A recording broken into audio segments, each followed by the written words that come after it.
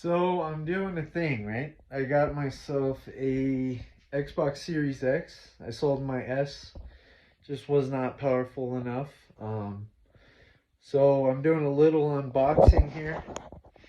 Got it out of the box. So there's the console. Still setting, still setting it up, obviously. Let's see.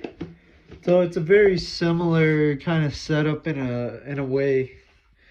Of the Series S, which I opened last year around this time. I had that for a year and sold it.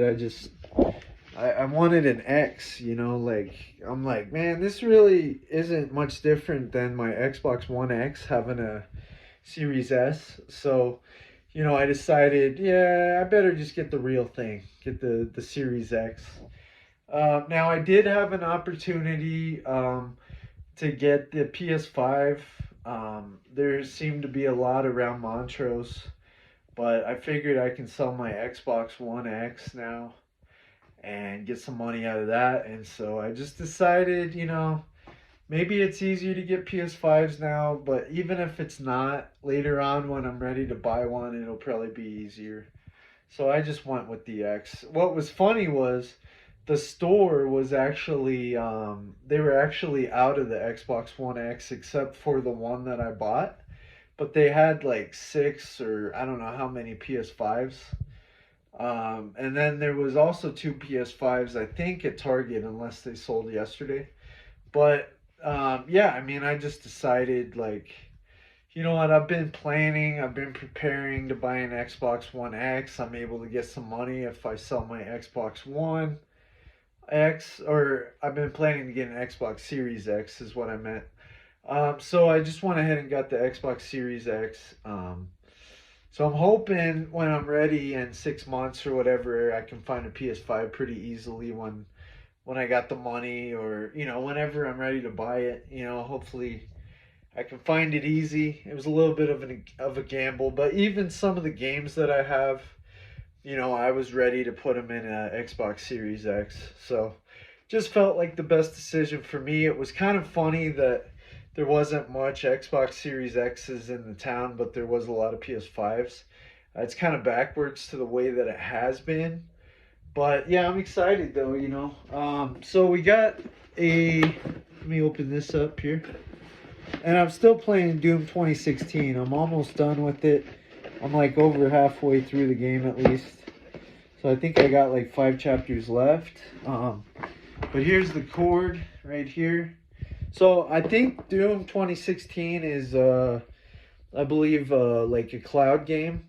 So I should be able to jump, get the save that was on the Xbox, Xbox One X, and then it'll transfer to the Series X. That's what I'm hoping. So let's see here. We got the black controller. I used to have that white controller, but when I sold the S, I had to give it up. But I love that controller. That thing's great. So let me open up this bad boy here. This thing's black. Kind of like my shirt here, I guess, in a way, and my hat. I can see myself in the camera, so that's why I'm like, oh man, everything's black. Let me see here. Yeah, this looks beautiful. This really does. And you can tell it's, oh, battery's dropped. You can tell that actually, I feel like this is actually lighter than the white controller, which is kind of weird. I don't know why that is. I still want one of those white controllers someday. Because the white controller was, a lot more like beefy for some reason. This thing's light, and maybe that's because it's with a more expensive console.